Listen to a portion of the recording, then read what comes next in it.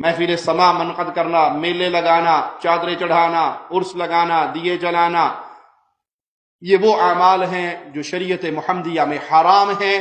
سیدنا علی رضی اللہ عنہ کو پیارے نبی صلی اللہ علیہ وسلم نے بھیجا کہ ہر پکی قبر کو توڑ دو، ہر اونچی قبر کو زمین سے ملا دو۔ پیارے نبی صلی اللہ علیہ وسلم نے کب بھیجا؟ جب آپ نے مکہ فتح کیا، اور جب تک مکہ فتح نہیں ہوا پیارے نبی صلی اللہ علیہ وسلم بیت اللہ میں نماز پڑھتے تھے، اور بت بھی بیت اللہ کے اندر ہی کفار نے سجائے ہوئے تھے۔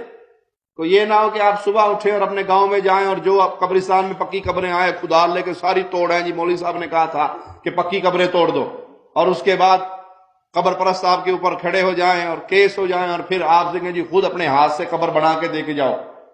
تو پہلے وہ مٹی کی تھی اور بعد میں وہ سونے کی بنا کے دینی پڑے۔ یہ دعوت کا اسلوب نہیں ہے، یہ طریقہ نہیں ہے۔ اہل توحید کو جب اللہ حکومت دیتا ہے تو مسلمان حاکم کے ذریعے ذمہ ہوتا ہے کہ وہ شرک کے سارے مناظر کو مٹا دے۔ جیسے رسول اللہ صلی اللہ علیہ وسلم نے مکہ فتح کیا تو شرک کے سارے مناظر مٹا دیے، اور اس وقت سے لے کے آج تک جہاں جہاں مسلمانوں کو اللہ نے حکومتیں دی، قوتیں دی، ماضی قریب کے اندر امام محمد بن عبد الوہاب رحمہ اللہ، امام محمد بن سعود رحمہ اللہ نے اس پاک سرزمین سے اسی طرح قبروں کا خاتمہ کیا جن قبروں کو پوجا جاتا تھا، جہاں پہ قبے بنائے گئے تھے، جہاں پہ حدیث رسول صلی اللہ علیہ وسلم کی مخالفت کی گئی تھی۔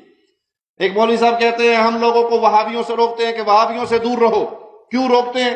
آپ کسی کو بلاؤ اور اسے کو میرے باپ کی قبر پہ فاتحہ خوانی کر، اور وہ فاتحہ خوانی کی بجائے آ کر آپ کے باپ کی قبر پہ لات مار کے چلا جائے تو آپ کو کتنا غصہ آئے گا؟ تو وہابیوں نے صحابہ کرام کی قبریں توڑی ہیں، اس لیے ہم لوگوں سے روکتے ہیں کہ یہ بڑے بے ایمان لوگ ہیں، ان کے قریب نہ جانا۔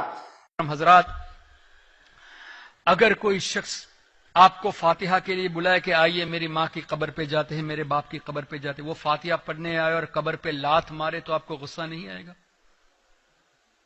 آپ نے فاتحہ پڑھنے بلایا، وہ آ کے نہیں قبر کو مٹا دو، پیر مارے تو کیا آپ کو غصہ نہیں آئے گا؟ اپنی ماں باپ کی قبر پر ان خبیثوں نے صحابہ کرام کی قبروں کو اڑا دیا، اولیاء کرام کی قبروں کو مٹایا، بلڈوزر سے مٹایا۔ اسی لیے ہم تم ان لوگوں سے دور ہے۔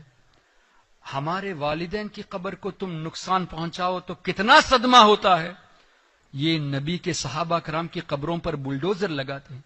اور ایک لات مارنا الگ بات ہے، آپ کے والدین کی قبر پر اگر کوئی پیر رکھ دے تو آپ کو غصہ آئے گا۔ مسلمان کی قبر کی توہین نہیں کرنی چاہیے۔ انہوں نے پیر نہیں بلکہ بلڈوزر سے صحابہ کرام کی قبروں کو مٹایا۔ لا حول ولا قوت الا باللہ العلی العظیم۔ یہی وجہ ہے کہ ہم ان سے دور رہتے ہیں اور دوسروں کو بھی دور رہنے کی تعلیم دیتے ہیں۔ آج سے آپ لوگ دور رہیں گے نا انشاءاللہ؟ بھائی، قبر کی توہین کرنے سے رسول اللہ صلی اللہ علیہ وسلم نے منع کیا۔ قبروں کے اوپر نہ بیٹھیے توہین کی نیت سے، ان کو ٹھوکریں نہ ماریے، لیکن ایک قبر کو عبادت گاہ بنا لیا گیا، اللہ کے مقابلے پہ اس کی پوجا شروع کر دی، اس کو توڑنے کا حکم تو رسول اللہ صلی اللہ علیہ وسلم نے خود سیدنا علی کو دیا۔ اگر کوئی پختہ قبر کو توڑے، اگر کوئی گنبد کو توڑے، اگر کوئی درگاہ کو توڑے، مسلمان حاکم، میں یہاں پہ یہ بات دہراؤں گا، جس کو سلطہ ہو، جس کے پاس امر ہو، جس کے پاس کنٹرول ہو، جس کے پاس حکومت ہو، یہ نہیں کہ عام بندہ اٹھے اور توڑے اور وہ گاؤں کے اندر اور شہر کے اندر فتنہ برپا کر دے اور پھر مجبوراً اہل توحید کو چندہ کر کے اس درگاہ کو بنا کر دینا پڑے۔ یہ فتنے کا راستہ ہے۔ ہم نے ذکر کیا کہ جب رسول اللہ صلی اللہ علیہ وسلم کو حکومت ملی، جہاں جہاں مسلمانوں کو حکومت ملی انہوں نے شرک کے سارے مناظر کو مٹا دیا۔ اگر امام عبدالعزیز آل سعود رحمہ اللہ نے اس پاک سرزمین سے شرک کے مناظر کو ختم کیا تو انہوں نے صحابہ کی توہین نہیں کی، اولیاء اللہ کی توہین نہیں کی، بلکہ محمد الرسول اللہ صلی اللہ علیہ وسلم کی سنت پہ عمل کیا۔